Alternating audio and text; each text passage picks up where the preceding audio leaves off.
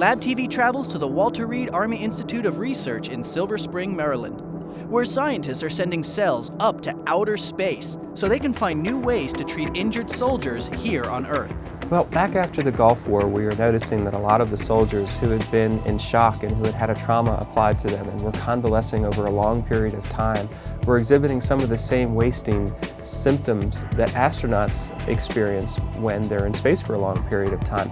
They were losing bone mass, they were losing muscle mass, and some of their systems were compromised, like their immune system. And we thought it would be a good idea to compare the results of growing bone and muscle cells on the ground with growing bone and muscle cells up in space. So they decided to send cells up with the Space Shuttle and grow them in a weightless environment.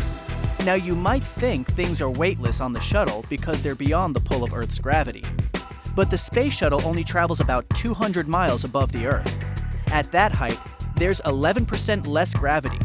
So if you weighed 100 pounds on Earth, you'd still weigh 89 pounds in the shuttle. So why do these astronauts float? On a roller coaster, you feel weightless when you fall. And that's what the astronauts are doing. They're falling. The spaceship is falling around the Earth, with the Earth's gravity keeping it in a curved path called an orbit. To launch the shuttle into an orbit 200 miles above the Earth, it needs to travel at a velocity of about 17,500 miles an hour. Much slower, and it might fall back to Earth. Much faster, and it might shoot off into space. In orbit, the shuttle and the astronauts are both falling around the Earth at the same speed, and the weightlessness that results has an effect on the astronaut's body. So the human body has always been developing with gravity applied to it, and when you take gravity away, things start to happen.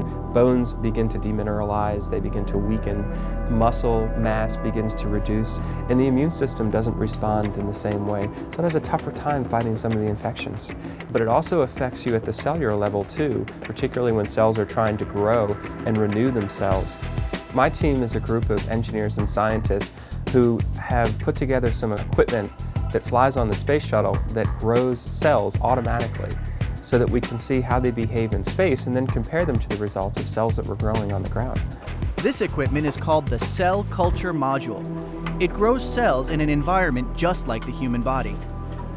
There are a series of tubes here. This is just like your arteries and veins inside of your body. These bags here contain cell culture medium, which is just like the blood of the human body. And then that is going into the actual bioreactor where the cells are growing.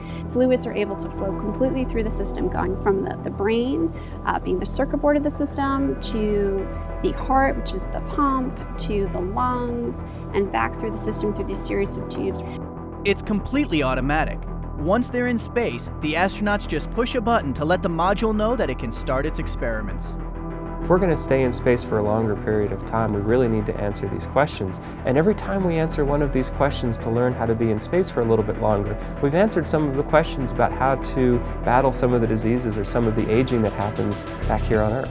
And answering these questions is going to help both injured soldiers and astronauts floating in space.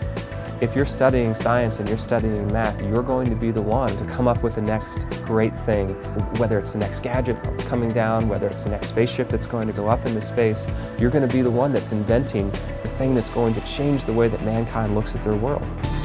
To find out more about gravity and the effect of weightlessness on the human body, check out labtvonline.org.